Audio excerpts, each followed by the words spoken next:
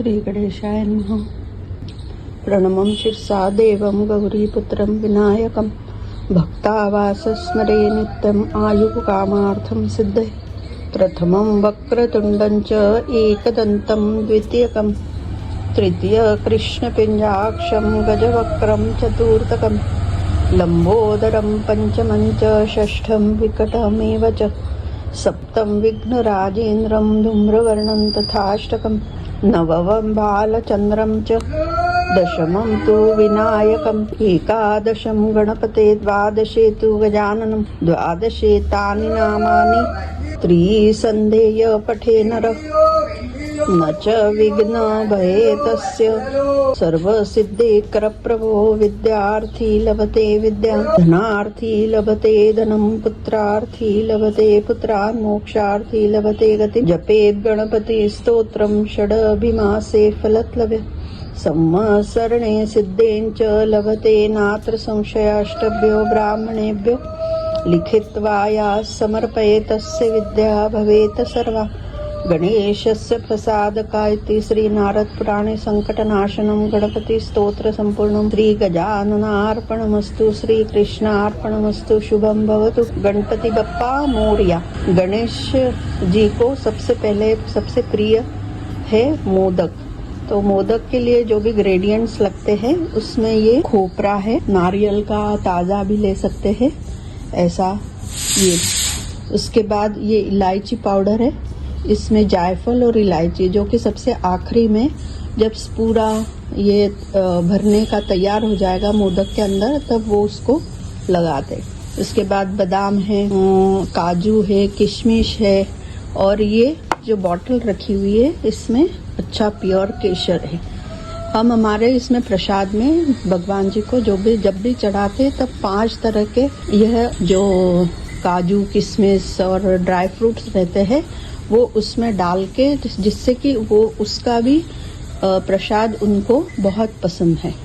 तो ये सब डाल के अपन इसका अब एक सामग्री तैयार करेंगे और फिर मोदक बनाते हैं। ये जो बादाम है, काजू किशमिश, इनको सबको कूट लेना है अच्छे से और फिर कढ़ाई में थोड़ा सा घी डाल के उसके साथ में उसको अच्छे से थोड़ा फ्राई कर लेना है।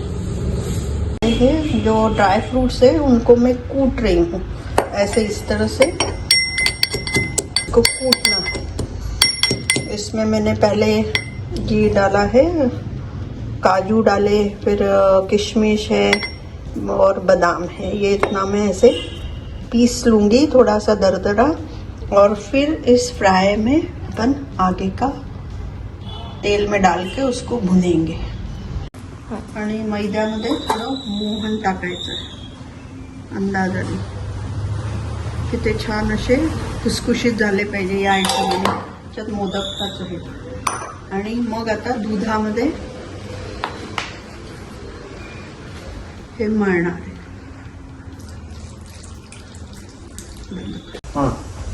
हे 5 जे मी एकत्र करणार आहे त्याच्यामध्ये मी काजू घेतले, बदाम घेतले, त्याला हे असं वाटून घेतलंय।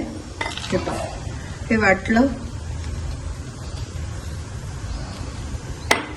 हे केशर आहे, हे केशर इकडे काढते, एवढं केशर। आता आपण त्याच्यानंतर या गॅस चालू केला आणि तूप टाकलंय थोडंसं। त्या तुपामध्ये त्याला थोडं भाजून घेणार आहे, खूप जास्त नाही करायचं त्याला लाल। आणि मग त्यानंतर हे वाटलेले सगळे ड्रायफ्रूट्स त्याच्यात टाकले आणि त्याला आता हलवून घेणार।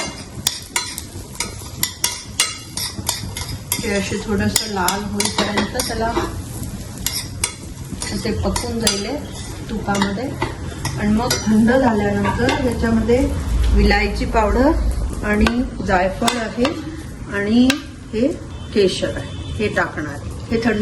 हे सारण थंड झाल्यानंतर मग याच्यात हे टाकणार आहे। तर आता हे आपल्याला मोदकामध्ये भराई करता हे सगळं सारण तयार होत आहे आणि हे सारण थंड झालं की मग आपल्याला भरायचे मोदक। साखरी बरोबर थोडा गूळ पण टाकला आहे गुळाने थोडा रंग चेंज होतो, पण गणपती बाप्पाला गुळ पण खूप आवडतात. आणि हे पंचमिश्रीचे मोदक आहे. ह्याचं टायटल तुम्ही पंचमिश्री ठेवा. त्याच्यामध्ये 5 तऱ्हेचे सगळे ड्रायफ्रुट्स आहे, म्हणून त्याला पंचमिश्री म्हणतात. आणि नैवेद्याला देवाला आपण जो आटा लावलाय तो दुधामध्ये लावला असल्यामुळे तो पण एकदम जसं म्हणतात की सवळ्यामधले बनलेले हे मोदक आहे.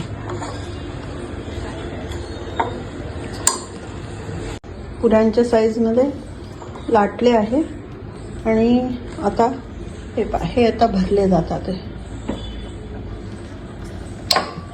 आणि इकडे आम्ही हे गॅसवरती अशी ही जाळी ठेवली आहे, याच्यात गरम पाणी होऊन आलंय आणि याला उकडीचे मोदक म्हणतात. तर हे उकडीचे मोदकाची दाखव त्याला कसं ते त्याला हे करते. इथे ठेवून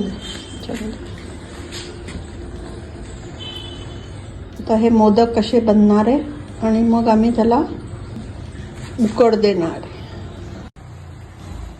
हे मोदक आता भरल्यानंतर ते असे उकडाई करता ठेवले आणि त्याला थोडंसं केशर पाण्यात भिजवून ठेवलं होतं.